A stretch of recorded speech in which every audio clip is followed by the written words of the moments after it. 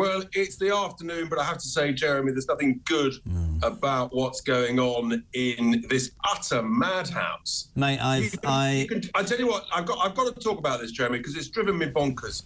You can disagree with the Labour Party's policy on putting VAT on school fees, or you might think it's a good idea. Whether you agree or disagree, it would be quite a good idea to monitor how it's going after 6 months. The Labour Party are so utterly terrified that it's a disastrous idea. They don't want to be found out. So they've just voted against monitoring how it's going. Sorry, I'll get that thing off the screen that says the Green Belt. Sorry, so you've just come from the chamber and you're telling us fresh news, which is that although they are going to introduce 20% VAT rise on private schools, which is going to, by the way, so short-sighted because it believes that it means that everybody who goes there they presume is minted, which they're not, and also is going to force many private school kids to go back into a comprehensive system that's on its knees. They've just voted to say they're not going to see how it's going. Correct. That's exactly what they've done, because they fear that the rest of us might actually be right. So in terms of, like, you know, transparency, checking how things are going, have we made the right decision, the wrong decision, are we spending taxpayers' cash wisely? No. This is a ideological, authoritarian bunch of hoods who do not want to be checked and monitored. It's utterly disgraceful. I'm sorry to get that rant over, but I'm quite cross about it. Well, listen, I've loads to throw by you. How long have you got before you shoot off to some other high-powered interview? I think that's done. I think my blood might burst if I have to go anywhere else. Well, not as much as mine, because I spent 10 minutes this afternoon with the ex-director of social services in Wiltshire, who you'll have heard this appalling, abhorrent and disgusting story about Sara Sharif, 10 years of old, her disgusting piece of crap of a father, Urfan Sharif, 42, and his stepmother, Banish Batul, have today been found guilty of a murder. They will indeed be convicted on Tuesday. Two things. He exploits EU rules with the help of a human resources lawyer paid for by the British taxpayer to stay in this country when we should have, you know, deported him. And secondly, Richard, and I don't want to ruin your evening, but it's just, I don't think I've ever seen response like this. When this girl... neighbours would hear gut-wrenching screams coming from the home, which would be followed by more screams, and reported it on several occasions. Concerned teachers reported seeing bruises, and then she started wearing her beep, and then she was taken out of school. The police visited and complained, but astonishingly, social services in Surrey didn't look into this family. So I'm in front, whilst you're voting on that thing, I'm in front of the ex-director of social services in Wiltshire who says, If you start seeking retribution against staff after 14 years of Tory cuts and no training and very poor wages, there'll be nobody left. And I'm going, excuse me for not losing it, these people have blood on their hands, Richard Tice. These people have stood by, whether they're not... Where's the common sense in a 10-year-old child being... She had 25 fractures, Richard, when they found her. It's just, I can't do it, mate, as a father. But this is, it is utterly tragic, and it is, it's the dire consequences of a total lack of accountability, and you know, saying that actually there has to be some sort of 360 look. How's it going? Are you performing? Have you got any concerns? And where people utterly screw up, actually, do you know what? Sometimes you've got to fire people. Absolutely. You've got to suspend people. Funny old world. Well, not just That's even how you that. make things happen better. Not just that. Today we hear that the police are investigating many people about the post office scandal. I don't know whether that's politicians, for example. I don't know. But in my world, those social workers should be prosecuted if they have... I mean, can you imagine another part of society when you would know that a child... I don't know, a friend... I know that you're doing that and I don't report you. I'm complicit to that. I think it's... Listen, I think it's beyond horrific, and, you know, how many more? You know, Victoria Columbier, Baby Well, this is the point, Jeremy, is that I fear that what we keep hearing about is the tip of the iceberg. And we always, you know, hear about this stuff after the case has been concluded, and this stuff takes years and years.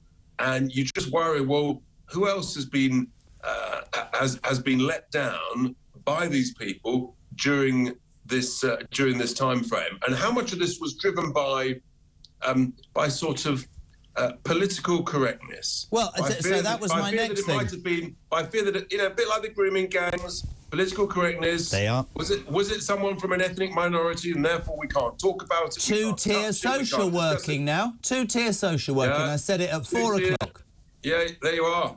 We live in a society of two-tierism. It's just it's shamefully shocking. What's your take, Richard, and reforms, but yours, on the fact that this man was able to exploit EU rules to stay in the UK by gaining a taxpayer-funded human rights lawyer to stay here? What's your take on that? Well, I mean, thank God we've left the EU for many, many reasons. But I think we've got to ask serious questions to these human rights lawyers who, in multiple different parts of our society, whether it's the illegal migrants, whether it's cases like this, they are actually partly complicit and responsible for these horrors. And I think they've got to look themselves very closely in the eye. And I'm not buying all this BS about, well, you've got to follow, we've got to be politically correct, and my job is to make sure that every technocracy of the law is followed. This stuff just drives me nuts because it's a total lack of common sense, and I think it's driving the British people mad. And bluntly, that's why Reform is doing so well in the polls and going up, and people are saying we've got the momentum. Mate, completely with you. One of the things that Reform has been very supportive of, and this station and I personally massively so, more tractor demonstrations today in Westminster and other parts of the United Kingdom, Suffolk and Norfolk as well. And I was explaining to everybody earlier about how this, in my mind, we can get into the whole inheritance tax and how Labour don't seem to understand. You brought up schools. They don't seem to understand that farmers take between 1% and 2% of the value, and it's about custodians of land and passing it down. And they might be rich in assets, but certainly not in wages. And most of all, I think this is a land grab by Labour, which is going to result in them building bloody wind farms. But the irony of all of this, of course, Richard, is that the wind farms won't produce enough electricity, so we'll have to import that and pay more. And the 55% of the food that's grown in this country by farmers won't be grown, so we'll have to import that, so prices will go up. And one is led to believe that what you said at the beginning of this interview is correct. They don't know what they're doing. Oh, well, I have more breaking news for you, Jeremy. Oh, God. Tomorrow will be some of the highest ever electricity prices in the United Kingdom in peacetime. Because guess what? There's a Dunkelflaut across much of Europe. There's basically no wind, no sun, and therefore there's a crisis of a shortage of electricity. And the prices are off the dial. We've never seen anything like it. I mean, even at the sort of the peak of the Ukraine war, it's that sort of nuttery. And so I was at the tractor farmers protests earlier today. I mean, it was remarkable. It was tragic but incredible. There were hundreds and hundreds and hundreds of tractors, the hooting, the honking, the waving, the shouting, the smiles. But let me just read you one slogan that was on the front of one tractor. R.I.P. Rookery Farms, April 1887 to April 2026, aged 139 years, cause of death, one Keir Starmer. 139-year-old family farm business that expect basically to suffer a potential death of that family business thanks to Keir Starmer and these loony Labour lot. I mean, it's just mind-boggling. And it's exactly what you said before, and I always use my parents with the private school thing. They decided that they wanted to send my brother and I to private school. They supplemented a huge amount of their income. We didn't go on holidays. They made sacrifices. That was their choice. This assumption that if you're a farmer or you send your children to private school that you're minted is so utterly Labour-esque. Their belief that anybody who has anything is entitled or doesn't need to work or can give away. And yet we see that report today that says so much of this Labour Party today is sort of aristocratic, and there's nepo babies everywhere, and they all live in Islington and they all drink the finest champagne, and they don't actually have any connection with the working classes that was actually essentially what the Labour Party was all about. However, Richard Tice, I find myself in a slightly difficult position because I'm going to see whether on 2 occasions today we're going to compliment the Labour Party. So take a breath, don't get too shocked. Angela Rayner's car crash interview with Sir Trevor Phillips was an utter disaster. She didn't know where Syria was. However, today, new prisoners will be forced through the planning process by Rayner under powers that allow objections of local towns and villages to be overruled. Under laws introduced to tackle the prison overcrowding crisis, the MOJ, the Ministry of Justice, will be able to bypass councils who normally decide on planning applications. So, taking a breath, here's me thinking, we need more prisons, we need to send home the foreign criminals, we need more prisons, and a bit like houses, all MPs go, yes, yes, and then they get home to their constituents, they go, no, no, no, no. Is she right? Well, we do need more prison spaces. That's absolutely correct.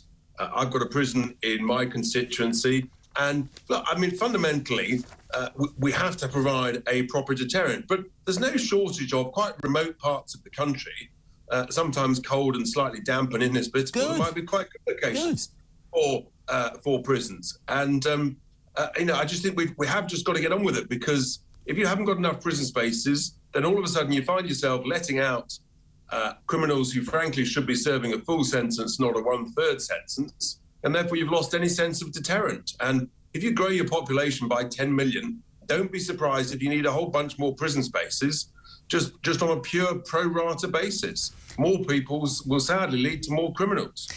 You started by ranting about schools. I started by ranting about Sara Sharif's parents.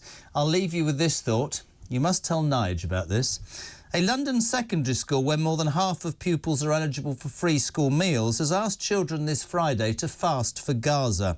Staff and students at the George Green School in Tower Hamlets have been called together in a collective fast in support of the people of Palestine. The website at school says, as a rights-respecting school, we stand united in supporting the children of Gaza, firmly advocating for their right to safety, health and education. Thoughts? I don't think it's right to starve children. Point number one, children need to, bluntly, they need to eat and drink through the day to remain, you know, well-fed, well-watered, so that they can learn, because that's what you go to school for.